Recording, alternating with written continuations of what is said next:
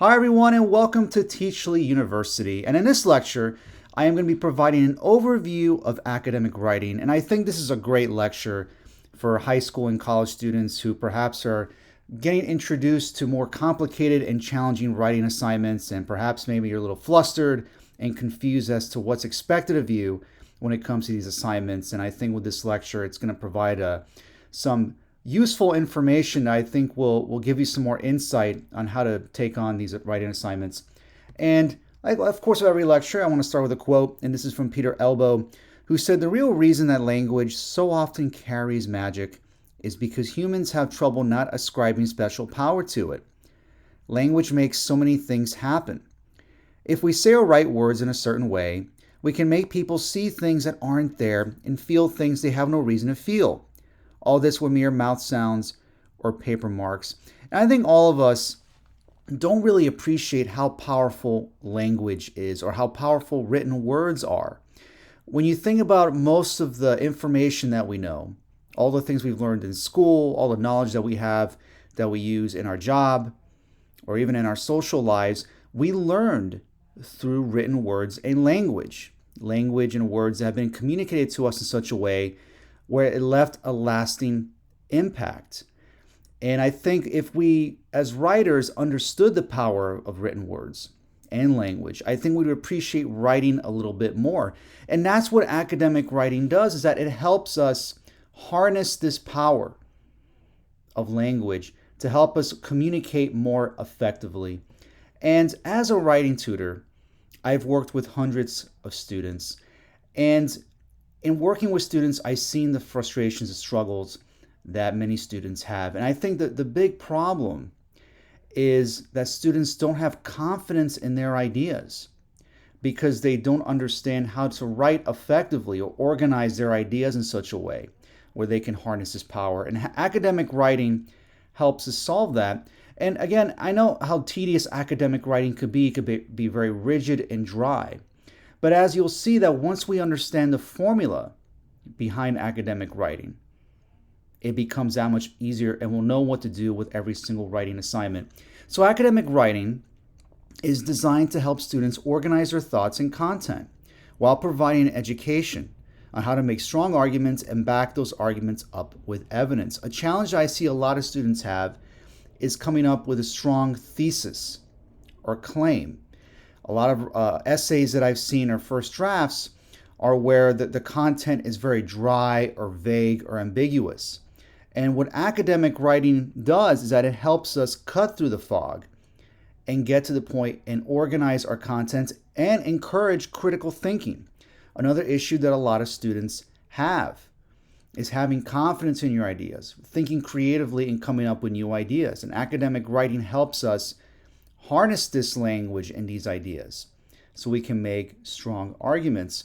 And with your professors and teachers, when you get an assignment from your professors, the whole purpose of these assignments is so that you can meet this criteria where you can make a strong thesis statement, a strong claim, and organize your content and your thoughts and provide evidence to back up your claim and ideas. That is the whole purpose of almost any writing assignment, regardless of what class you're in. Whether it's political science, ENC 1101 or 1102, or English, literature, Shakespeare, biology even, it doesn't matter. It's that any of these writing assignments that you do have, the professor is expected or expects from you to meet these academic writing standards, that is to organize your content, write clearly and effectively, have a strong thesis statement, and that you're able to back up what it is that you're trying to say. And academic writing can be looked at as a formulaic expression that serves to assist the writer in using language to provide the reader valuable content that can encourage independent thought and critical thinking.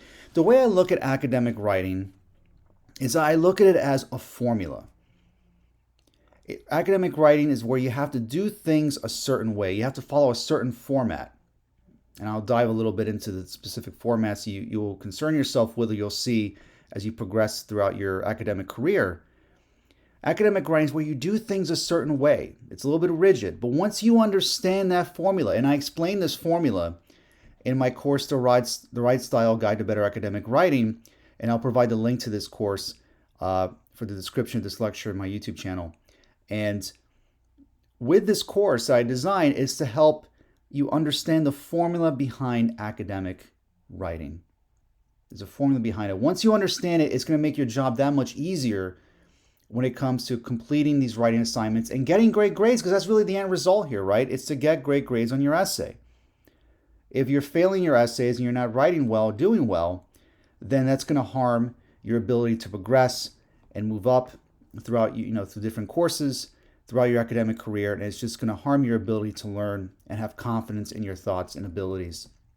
And as I said, with this formula, once you understand it, this formula of academic writing, no matter what type of essay you're going to have, you're going to know what to do, no matter how difficult it is. And I think this formula unlocks the mystery behind many of the assignments that we get. Because again, another issue that I've seen with a lot of students is that they're often very confused about what the professor expects from them. And I actually created a lecture on really what professors look for in an A+ paper, which I encourage you to view my YouTube channel. And in this lecture, I describe what professors look for in an A+ paper. And what they look for is meeting these academics writing standards, such as organization, a clear thesis, evidence, proper research. Those things are important when it comes to getting a great grade on your essay. So as far as the formula and these academic writing formats, there's two that you're going to have to concern yourself with in your high school and college classes. It's going to be MLA in APA format. MLA, which stands for Modern Language Association. MLA you're going to find in many of your English, political science, history, and social and liberal arts classes. You're going to see MLA used primarily. You'll see it in some of your science classes. APA, or American Psychological Association, this format you're going to find in many of your science classes, psychology, biology, chemistry, and so forth. And that's what that format we use more often.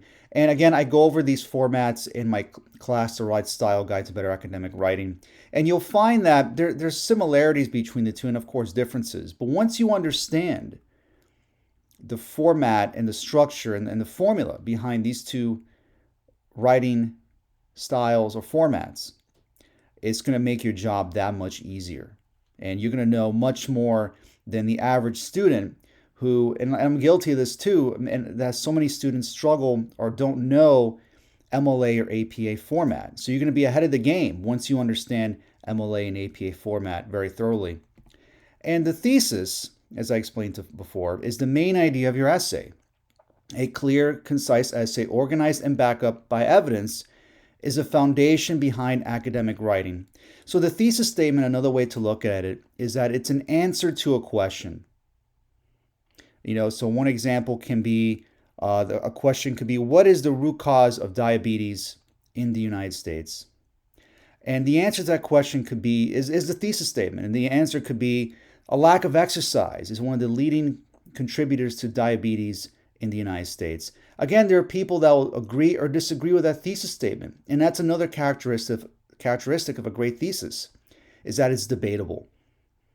The reader can either agree or disagree. And that is why it's important that you back up your thesis with evidence. And that means conducting research, doing your homework. And that is the basis for academic writing. And every paragraph in your essay serves a particular purpose. Again, that formula. Every paragraph serves a purpose. Once you understand what each paragraph is designed to do, as we'll go over now momentarily, you'll see that, again, that's half the battle.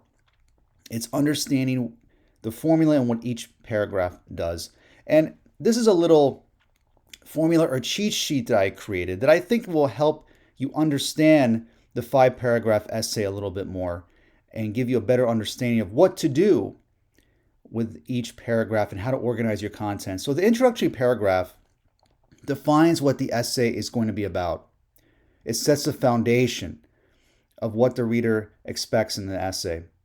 And in the introductory paragraph, this is where our thesis and points of development are. which can be found towards the end of the introduction. In the introductory paragraph, we provide background information that is relevant or that leads to the thesis or main idea. And then the points of development is the evidence that helps back up our claim. Going back to what I was saying with that example with that question of what is one of the root causes of diabetes in the United States. If our answer to that question, or the thesis being that it is the lack of exercise that is the root cause of diabetes in the United States, well, you got to back that up. So you're going to have points of development, usually 3 points of development to help prove why lack of exercise is the root cause of diabetes in the United States. Again, that's just one example. Again, it's just for educational purposes. I'm not saying that's the case or not, but that's just used as an example. So then after the introductory paragraph, each body paragraph or section is devoted to a point of development that helps prove our thesis. So every body paragraph or section is one point of development that proves our thesis statement. In every body paragraph, we have supporting details, evidence, illustrations, outside sources that we use to back up what we're trying to say. And then our conclusion reminds the reader of the thesis and points of development, where you make your closing argument. Imagine you're an attorney and you're making your case. You're tidying everything up. You're making your closing argument. Like with that example, that lack of exercise is the root cause of diabetes in the United States because of this, this, and this, because of these 3 reasons. And again, when you understand now this formula, just by understanding this, by being exposed to this information, you're going to have a heads up and a huge advantage over many students who are still unaware of academic writing and how to structure our essays. I hope to change that with my courses. But if you like this video, subscribe to my YouTube channel, and also you can visit, let me just go over here, you can visit my Udemy page where you can purchase the Right Style Guide to Better Academic Writing, my course that goes much more in depth on academic writing and goes over topics like MLA and APA format and how to develop a proper thesis statement, conducting research, etc. So by purchasing this course, as of right now, it's $9.99, but I often have many specials. And by purchasing the course, you'll get hours of content where you can essentially look at me as your own personal writing tutor that you have access to on a 24-hour basis. And you can also visit my website at teachinguniversity.com, where you can view my courses, view all my lectures, and also read my blog, and where you can actually scroll down here. You can join my mailing list where you can get up-to-date information on all my courses, lectures, and news and events related to Teaching University. So thanks so much for watching this lecture, and I'll see you next time.